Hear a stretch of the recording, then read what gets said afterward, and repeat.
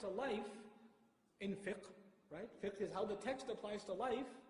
They would do that, and now the fuqaha, the role of the fuqaha has been diminished to almost nothing.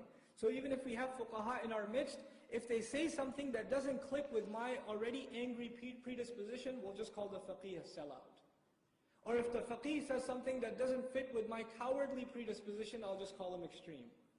In other words, we're very quick to write scholars off if they don't fit with our understanding, and we're not quick enough at all to acknowledge our own ignorance. We're not. We're very, very quick to pass judgments.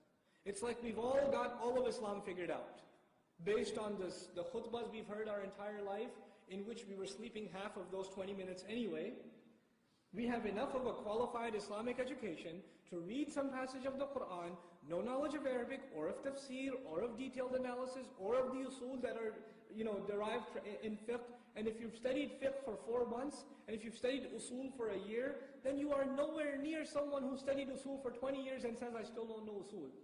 So know your place a little bit. We have to know, if the ummah doesn't know its place, it leads to chaos. This itself leads to chaos.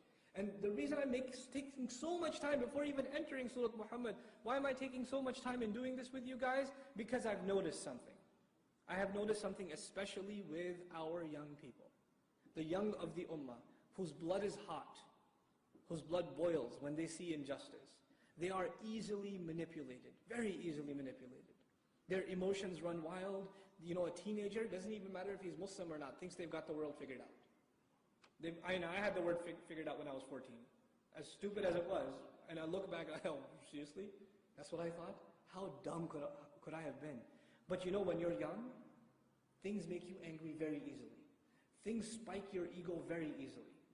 And young people are the most volatile people in a society, at the same time the most important element of a society, right? They're the ones that everybody's trying to sell something to because they're the most gullible. Right? Entire strategies are made for how to sell them sneakers, or which soda we should get them to drink, or which clubs they should go to, or how they should dress, and what movies they should watch. Entire genres, right? Entire industries are made today just to target that audience, and what direction we can give them, right? At the same time, what happens in the world, in our society in general, is you have young people who have this rage. They have rage issues. Non-Muslims even, right? They'll end up in a cult. They'll end up in some, in a gang, right? They might get tattoos all over their body. They'll join something that makes them feel powerful over others. And they'll join something that justifies their hatred of others and makes it feel like this is legitimate.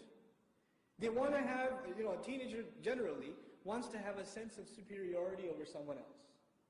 So you'll find some of the really brainwashed teens, it's not reduced to teens by the way, but young people in general, they'll be walking down the street, or even, let's not even talk about the street, the hallway in the masjid, and they're waiting for you to make eye contact.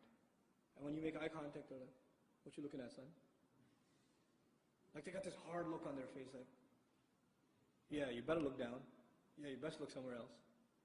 Like they're so self-absorbed. Now what happens is, if an interpretation of Islam comes along that fits their rage issues perfectly, like a glove, that gives them a sense of empowerment over others, that lets them justify their intolerance of others and their hatred of others, and lets them, instead of using, a teenager who's not religious uses filthy language, but a teenager who becomes religious and still has rage issues will say, munafiq, kafir, mubtadi', he'll use all these words, right?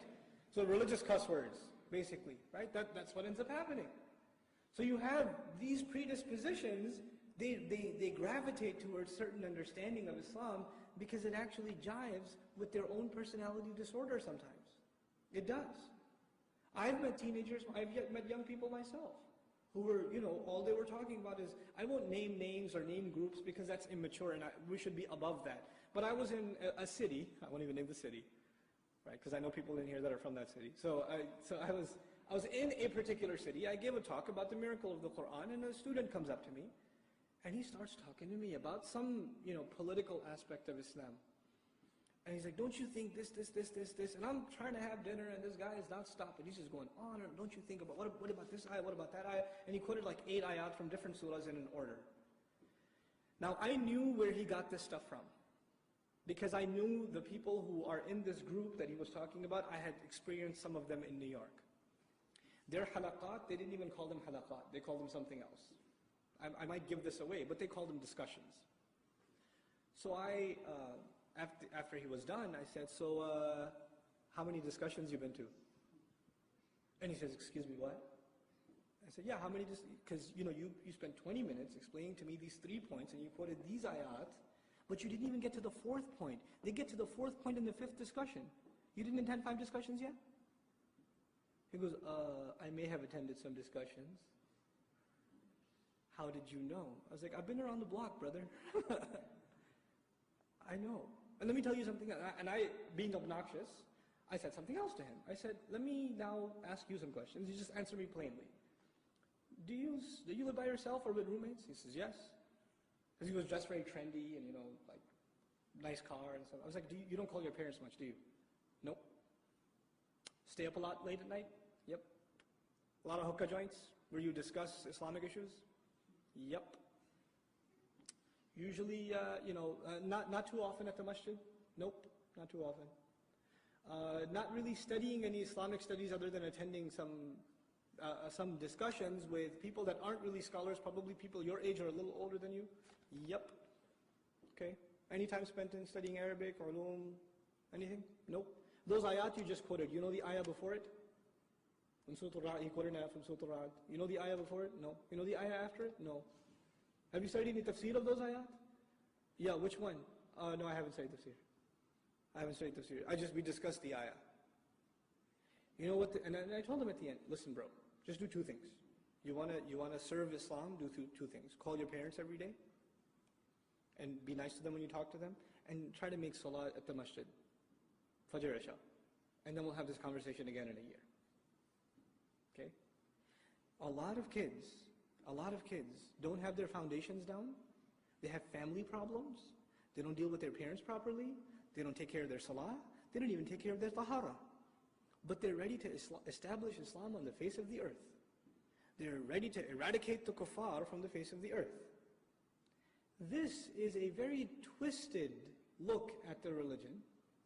And this is something, I wish I could say this wasn't commonplace. I wish I could say this was not the norm. But it's becoming the norm. It's becoming the norm. Our Islamic studies are reduced to Google, are reduced to YouTube videos. They're reduced to us not putting our efforts in and learning. So these are the reasons I want to... La ilaha illallah Muhammadur Rasulullah. There's no God but Allah. La ilaha illallah Muhammad al-Mustafa. Muhammad is his messenger.